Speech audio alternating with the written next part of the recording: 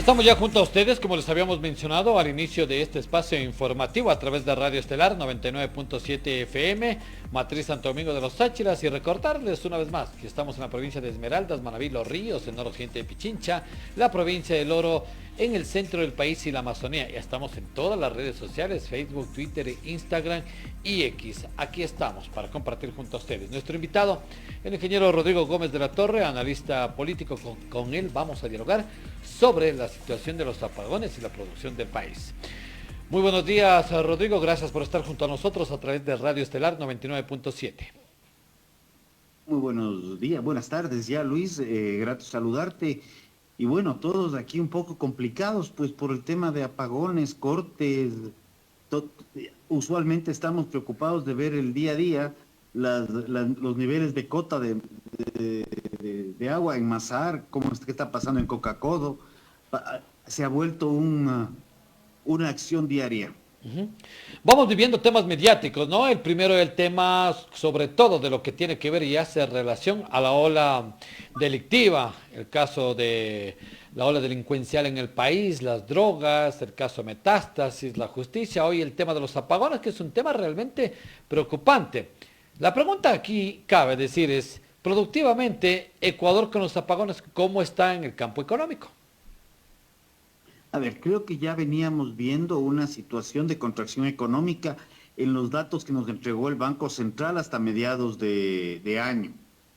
Obviamente, cuando tú restringes la generación eléctrica, por la razón que sea, no busquemos culpables, tú vas a tener una contracción económica. Cuando el panadero ya no puede hacer el pan a la hora que le corresponde, ya no puede venderlo a la hora que corresponde. Ya los negocios para sostenerse tienen que comprar un generador, y uno es comprar el generador y la segunda parte es conseguir el combustible para que el generador funcione, sea este gasolina o sea diésel, porque ese es el otro cuento, ¿no? Entonces son temas que van complicando la producción, que encarecen los costos. No necesariamente todos esos costos se van a trasladar en este momento al consumidor final, pero en el mediano plazo van a terminar impactando en precios, sea por caída de oferta o por un incremento de costos de producción directamente. Con mayor O sea, criterio y conocimiento.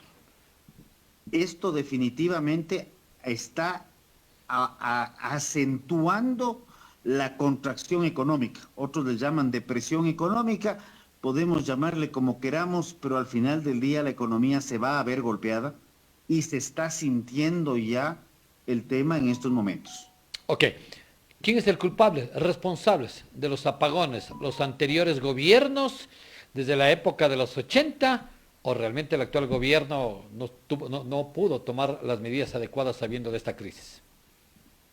Podríamos decir todos, ninguno, o podríamos echarle la culpa a papá Diosito, porque al final del día viene de las lluvias. Creo que ha habido una combinación de pasos. Cuando se plantean los programas de plan estratégicos de energía y no se cumplen, sea esto por el gobierno del que estuvo 10 años, sea por el subsiguiente que heredó más deuda que activos. Luego tuvimos un gobierno de transición que ya nos dejó claro lo que había que hacer, y como efecto de la muerte cruzada, el gobierno que asumía pidió que no se contrate absolutamente nada. Y eso está en los informes. Y luego el gobierno que asume, que pidió que no se contrate, tampoco contrata. Entonces llegamos a un punto en el cual llevamos 2 años con apagones. Entonces decir que no sabía, nadie puede decirlo. En la campaña se anticipó que ya se iba a solucionar todo porque ya tenían la solución, pero resulta que resolver, no se ha resuelto nada, y el único que realmente nos está apoyando de vez en cuando, regresamos a lo que decía el ministro Santos o el exministro Congalves. Solo Dios sabrá cuándo se acaben los apagones, y Santos nos ratificaba que hay que pedirle a papá Diosito que nos mande lluvias. Por eso, dentro de los culpables, no solamente menciono a los gobiernos, sino también la acción divina. Ok, dentro de este marco que se está viviendo en el país, ¿hay salida? ¿No hay salida de aquí a futuro? ¿O el país económicamente está en quiebra? A ver, el país está complicado, no me atrevo a decir está en quiebra. Creo que tenemos una gran oportunidad si la Asamblea decide adoptarla y si la Presidencia decide aceptarla. Tenemos una ley cero apagones 2.0. Ya evidenciamos los problemas de la 1.0. La 1.0 nos dijo genere solo hasta 10 megavatios, genere solo energías alternativas y el sector privado dependerá, no tendrá un fondo de donde se le garantice el pago. Eso ya lo vivimos en la 1.0. Ahora la 2.0 tiene que tomar la responsabilidad y ser pragmático la Asamblea y decir, ok, de 10 le vamos a subir a 100. ¿Para qué a 100? Súbele. Tienes un déficit de 500 megas año, creciente y sostenido. ¿Para qué le limitas a 100 a un proyecto? Si alguien quiere poner la plata, que lo haga. Segundo, el gobierno no tiene plata para ponerlo. Entonces el privado es el que va a meter el billete. Si el privado va a meter el billete para generar, sea hidráulica, sea eólica, sea fotovoltaica, sea geotérmica, sea la que sea, dale una garantía de pago.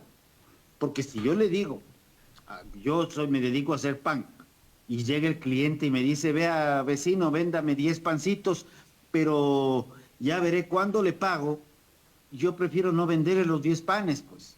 Es muy fácil. Entonces, lo que necesitamos es dar una garantía de pago al inversionista para que invierta. Caso contrario, no lo va a hacer. Que es el segundo punto. Entonces, no limitemos la generación a un techo, no limitemos las formas de generación y demos una garantía de pago, transparentando las cifras. Porque ese es el otro tema. ¿Cuánto mismo cuesta la energía en el Ecuador? Si la generación cuesta 3 centavos, el transporte cuesta otros tantos centavos más, y hay informes del CONELEC que nos dice, o del SENACE, puedo estar equivocado, que nos dice que la energía en el Ecuador puesta en domicilio más o menos nos está costando 16 a 17 centavos. Tenemos que estar con esos costos claros. Si el gobierno decide, yo voy a subsidiar, no hay problema. Ok, señor sector privado, usted va a poner y va a costar $8 la generación. Aquí tiene sus $8 y ya veré yo de dónde saco. Pero nos dice a los ciudadanos de dónde saca. Porque mientras no haya transparencia de cifras, aquí nadie va a meter $1. ¿Cuál es el mejor camino entonces para ustedes? ¿Concesionar, privatizar o que el Estado se haga responsable de lo que hoy estamos viviendo, este tema de los apagones? Comenzando del último al primero. Ya está claro que el Estado no está en capacidad de hacerse responsable. Podemos hablar tú me hablabas desde los 80s, 90s, 2000, 2010, 2020, 50 años, 45 años, y seguimos con el mismo problema. Entonces, ¿qué tenemos que hacer? Liberar la generación de energía eléctrica. No solamente un problema de la Constitución del 2008, es un problema de estatismo mental. ¿Qué tenemos que pensar? ¿Por qué Perú no tiene apagones? ¿Por qué Colombia no tiene apagones?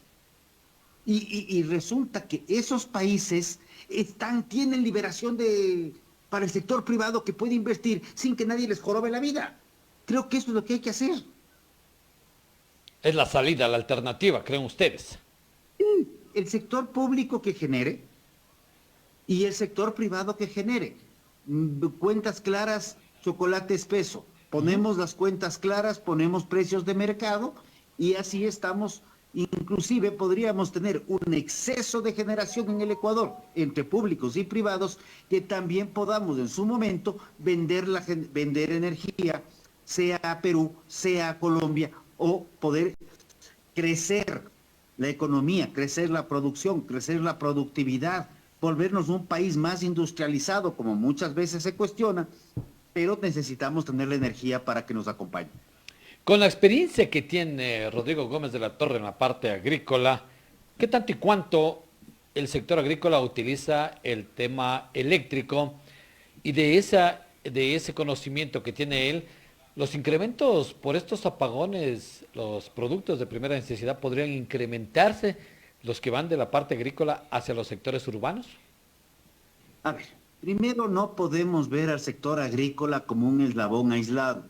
El sector agrícola también depende del sector de transporte, del sector industrial, del sector comercial. Entonces, no es cuestión de que yo produzco papas y ahí no hay impacto.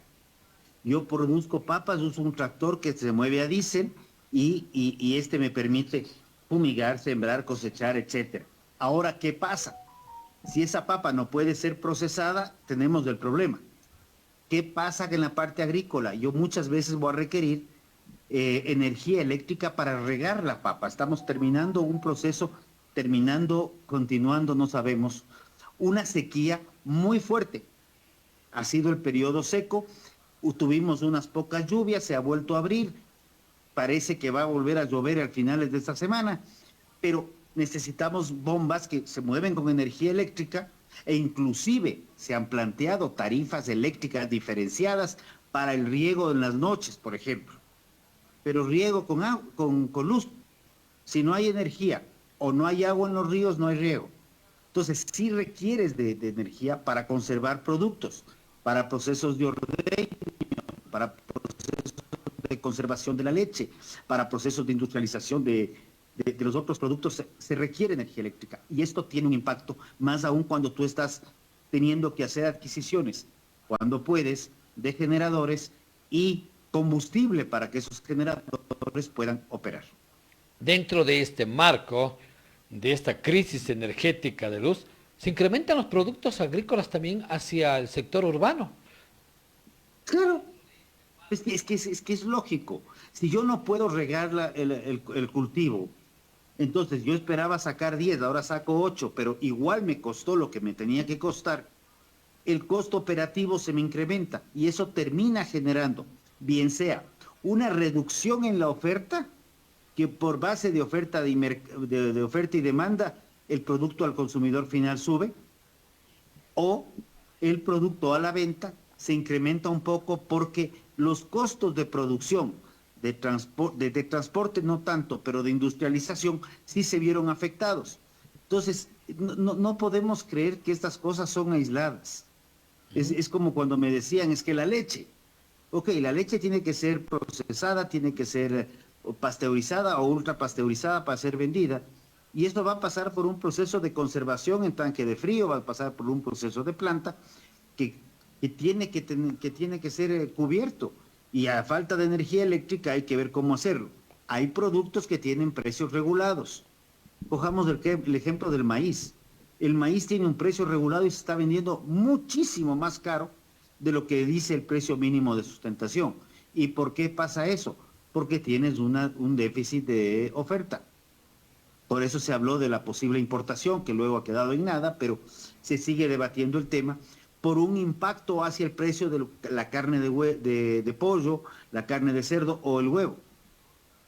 No podemos seguir viendo al país como una serie de eslabones desconectados. Tenemos que comenzar a visualizar las cosas de manera integral y entender los procesos de cadena productiva, ya no de eslabones aislados.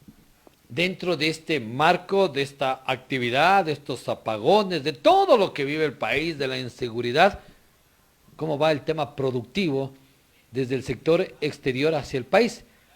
Me refiero básicamente a que empresas del exterior van a venir al país con toda esta crisis que vive. ¿Qué va a pasar a futuro?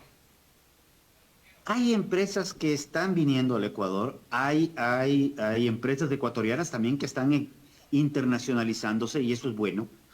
Yo creo que lo que necesitamos, me ratifico, son marcos normativos más flexibles, más reales, en muchos ámbitos, una suerte de estabilidad tributaria, por ejemplo, una reforma tributaria en estos momentos yo hablo de este año o el próximo, sería nefasta, porque estaríamos viendo solamente cómo sostener la burocracia y no cómo sostener la economía.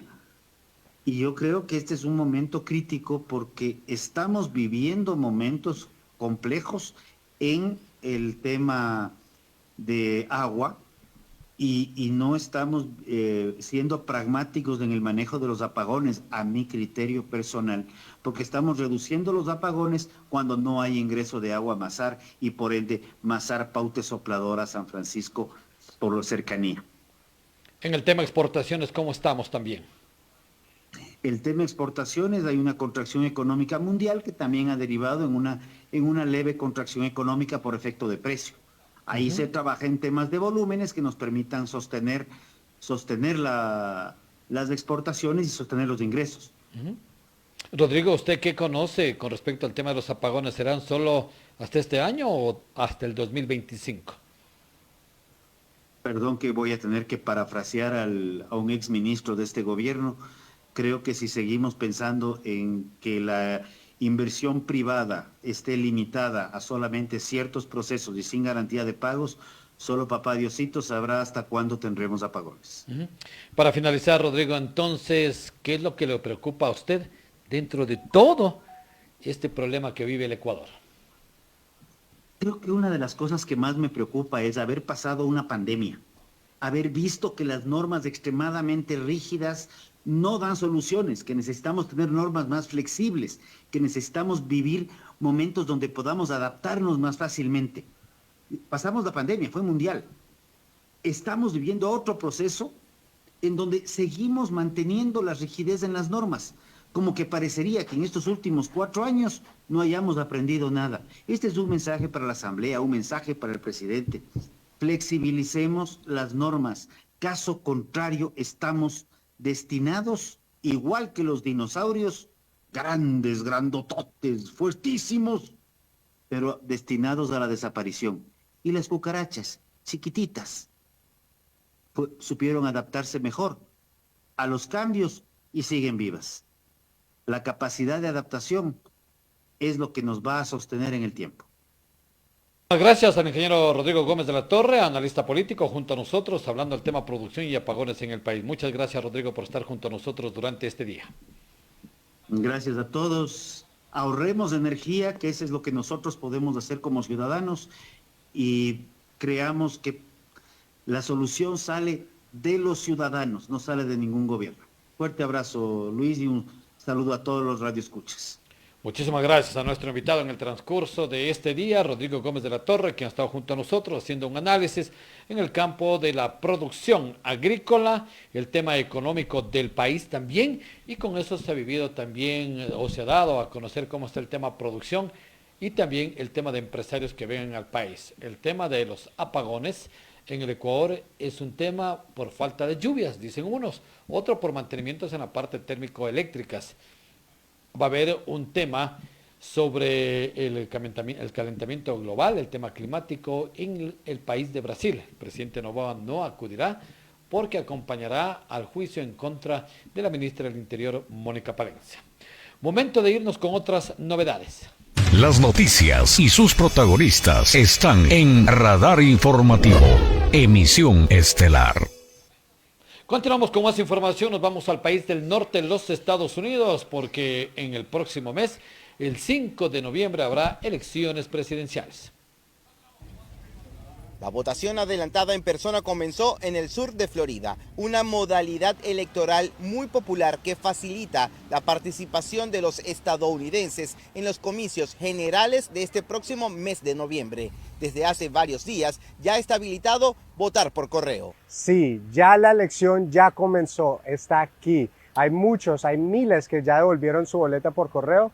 Para los que todavía tienen su boleta por correo, devuélvanla ya. Esa boleta tiene que estar en nuestra posición el día de la elección, 5 de noviembre, a las 7 de la noche. Algunas familias deciden ir juntas a votar en esta jurisdicción de Florida. Para muchos, votar por primera vez en Estados Unidos es un privilegio. Así nos dijo Froilán Vivas, un inmigrante suramericano. Sí, bueno, sí, muy emocionado después de vivir 10 años acá, pero primera vez como ciudadano que me toca ya votar. Este lunes, además de Florida, Texas y Carolina del Norte iniciaron la votación adelantada en persona. Actualmente 46 de los 50 estados de la Unión Americana celebran elecciones anticipadas. Esta alternativa se extiende por semanas y permite a las personas facultadas para ejercer el sufragio a votar en sitios distintos al único que se autoriza durante el día de la elección. En Estados Unidos es una democracia increíble, por eso nosotros venimos acá ya leyendo con anticipación las enmiendas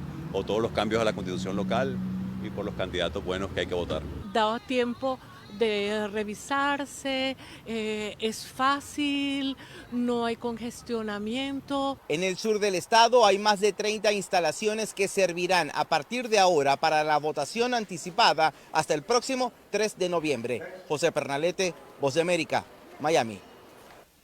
Y continuando con más información, vamos hasta Medio Oriente, porque los problemas siguen ahí con la guerra con Israel. No se puede matar una idea. Con este mensaje, el secretario general de la Liga Árabe hace un llamado de cese al fuego en Líbano, tras una serie de explosiones registradas en la capital Beirut, parte de un ataque de Israel al brazo financiero de Hezbollah.